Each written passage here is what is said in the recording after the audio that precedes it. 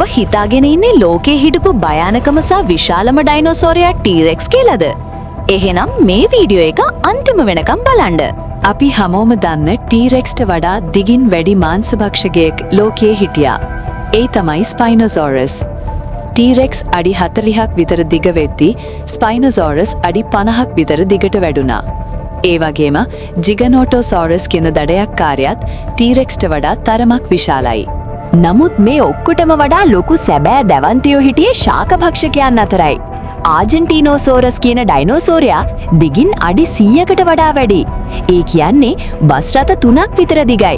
ඒ වගේම උගේ බර ටොන් 70කට වඩා වැඩි. ඒක ටීරෙක්ස්ලා 10 දෙනෙක්ගේ බරට සමානයි. ඉතින් ටීරෙක්ස් කියන්නේ දරුණු දඩයක්කාරයෙක් වුණාට ප්‍රමාණය අතින් බලුවත් ඔහු ලෝකේ දැවැන්තයන් අතරින් එක්කෙනෙක් විතරයි. මේ වගේ තවත් දේවල් දැනගන්න දන්නවද අපේ channel එක subscribe කරන්න.